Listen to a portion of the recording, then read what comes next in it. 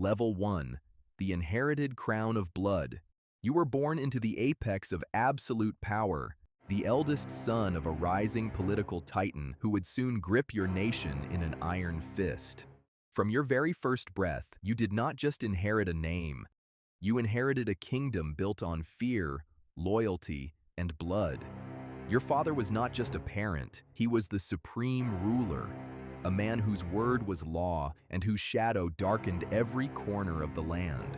You grew up in sprawling palaces, surrounded by heavily armed guards, luxury, and the intoxicating realization that you were completely above the law.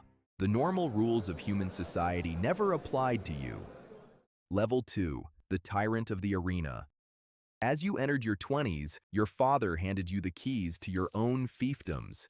You were placed in charge of the nation's Olympic Committee, the Football Federation, and influential state media channels. But you did not lead through inspiration, you ruled through terror. To you, sports were not a game, they were a matter of national pride and personal ego. When the national football team lost a match, you did not offer constructive criticism. You dragged the players to your private detention centers. You forced professional athletes to kick concrete balls, shaved their heads to humiliate them, and threw them into dungeons.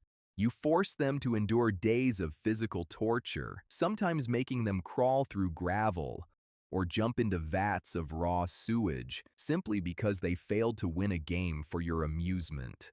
Level 3. The untouchable monster.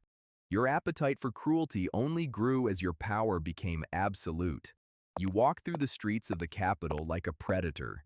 If you saw a woman you desired, whether she was a student at the university, a bride at a wedding, or the wife of a high-ranking military officer, you simply signaled your bodyguards.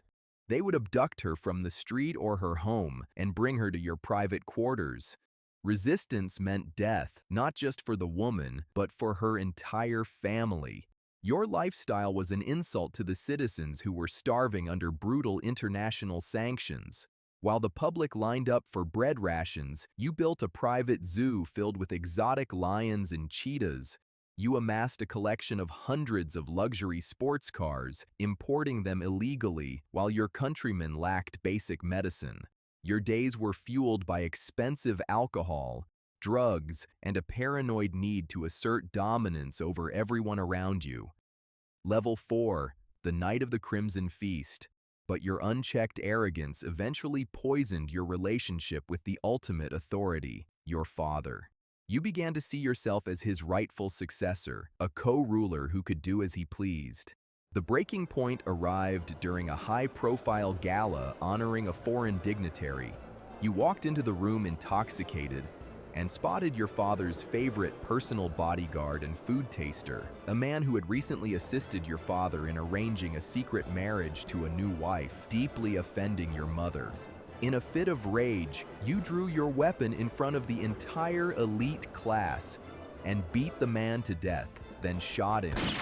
This public execution crossed a line. Your father ordered your arrest, had your luxury cars burned in front of you, and banished you to a brief exile. Though your status eventually allowed you to return, the dynamic had permanently shifted. You were no longer the golden child. You were a loose cannon. Level 5. The Butcher's Guard. To rebuild your terrifying reputation, you were given command of a brutal, fanatical paramilitary force.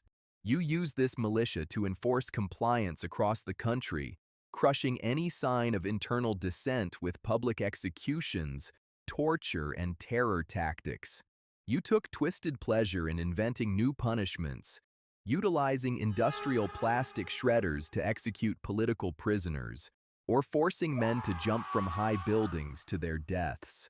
Your reign of terror seemed unstoppable until a quiet evening in the mid-1990s. As you drove your sports car through the Capitol without your usual heavy security detail, assassins opened fire. A hail of bullets riddled your body. You survived, but the ambush shattered your illusion of invincibility. The attack left you with severe, permanent injuries. forcing you to walk with a heavy limp and leaving you in chronic pain. The physical damage cracked your mind further, making you even more erratic, volatile, and bloodthirsty. Level 6. The Final Siege. The end did not come from an internal uprising, but from an overwhelming external force. A massive military coalition invaded your borders, seeking to dismantle your family's regime. As the defense collapsed, your father, your brother, and you fled into the shadows, running from the very palace walls that had protected you for decades.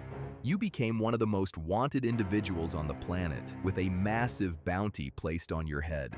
You hid in a luxurious villa in a northern city, betrayed by a confidant who could no longer stomach your presence or resist the multi-million-dollar reward. Hundreds of heavily armed elite soldiers surrounded your hideout. You refused to surrender, knowing exactly what the world would do to you if you were taken alive. A ferocious, hours-long gun battle erupted. Rockets, heavy machine gun fire, and missiles tore the villa to pieces.